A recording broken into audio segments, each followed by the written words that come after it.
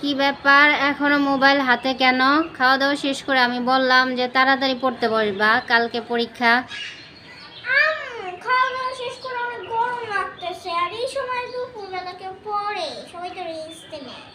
আমি পরে বিকালবেলা বান্ধবীর কাছ থেকে ফোন দিয়ে পড়া নিয়ে পড়ে নিব। আর একটু পড়া, সিলেবাস প্রায় শেষ, কালকেও সময় আছে। কিসের আবার কালকে? সকালে কি তুমি পড়ো? পড়বো। সকালে উঠে পড়ে পরীক্ষা দিতে পারবা? পারবো।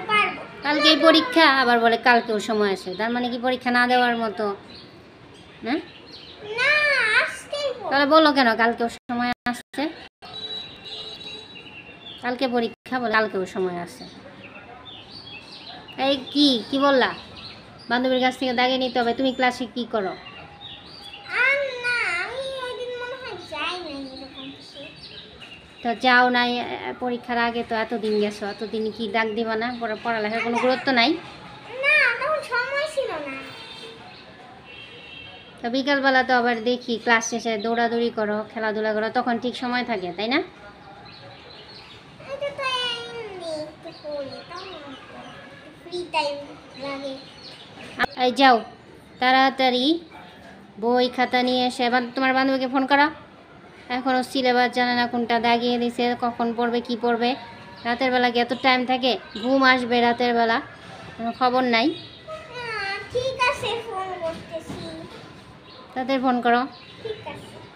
এরকম করলে তোমার বাবার কাছে বিচার দিব। না বিচার দিও না, ফোন দিতেছি। পরীক্ষা এসে যায়, অথচ কি পড়াশোনা করবে, কি ক্লাসে দাগ দিয়ে দিল পড়ার জন্য, সেটাই জানে না। এই কি হলো? ফোন তো ধরতেছে না। এখন তো ধরবেই না। সমস্যা নাই, আমি বান্ধবীর বাসায় গিয়ে পড়াটা নিয়ে আসি তাহলে। পড়া মানুষ পেন্ডিং করে রাখে, যে কোনো ধরনের একটা বিপদ হতে পারে। ওর মোবাইল ফোন তো চার্জ নাই, চার্জ দিয়ে অন্য রুমে পড়াশোনা করতেছে। তোমার এসে বসে থাকবা? পড়বা না? যাও তাতে রেডি হয়ে তোমার বান্ধবীর বাসায় যাও, আর জীবনে কখনো এই ধরনের ভুল করবা না।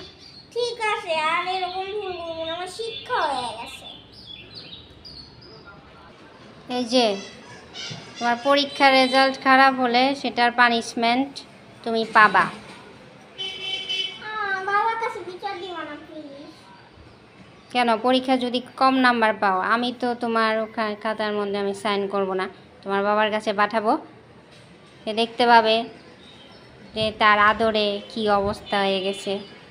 শুধু তো আমি শাসন করি, সে তো কিছুই বলে না। না প্লিজ, আর এরকম করবো না।